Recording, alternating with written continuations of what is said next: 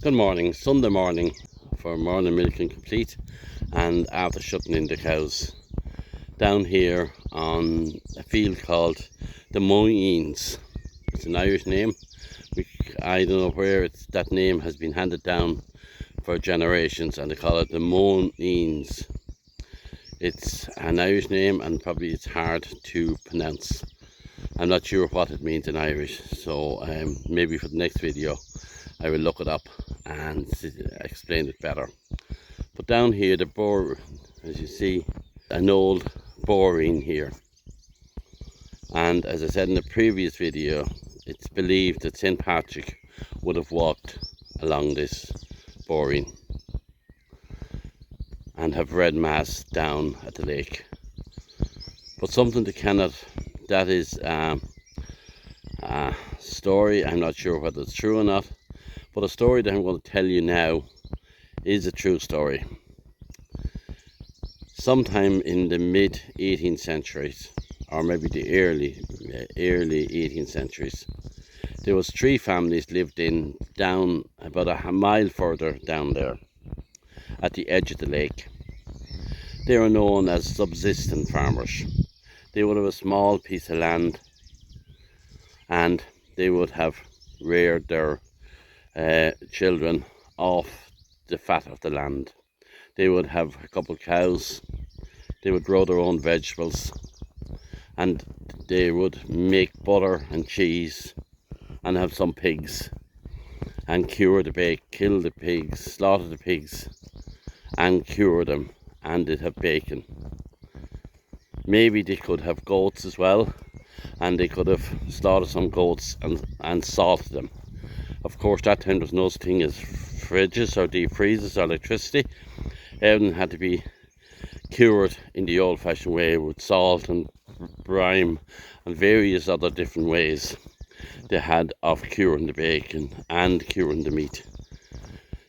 That time, you can imagine, here it's a Sunday morning here, and they would have been Catholics and living a half a mile further, and it's nearly a full mile out to the road, and that's known as an Irish mile. And they would have walked this path to Mass on a Sunday,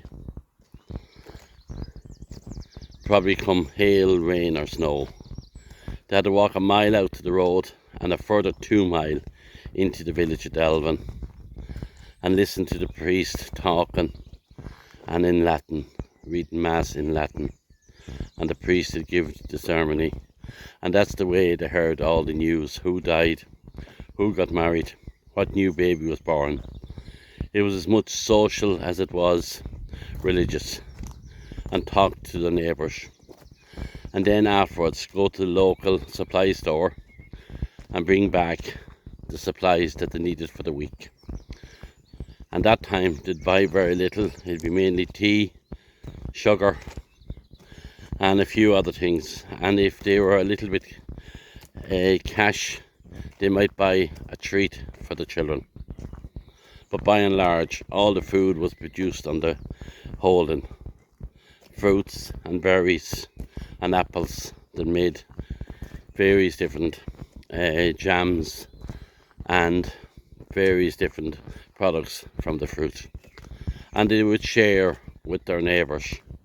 And if you had plenty of gooseberries, you could give some gooseberries and maybe get some blackcurrants back or apples back or whatever.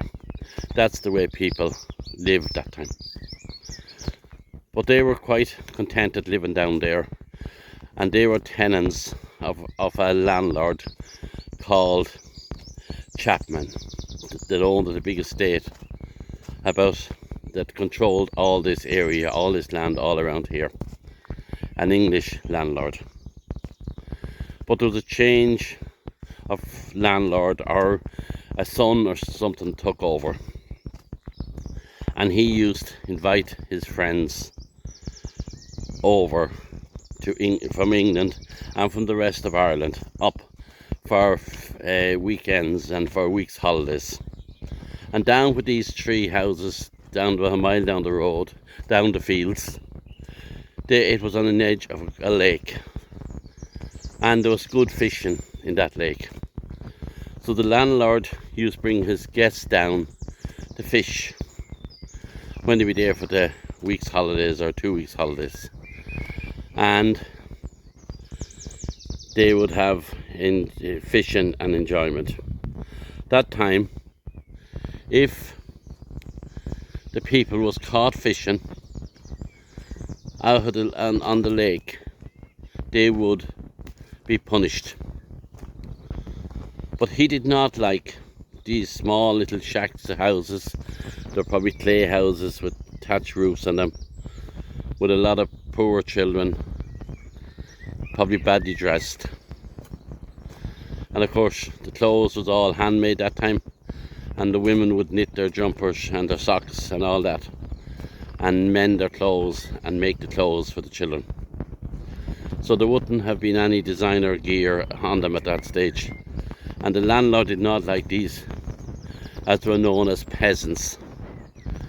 When they were down fishing, they would be looking out at the visitors.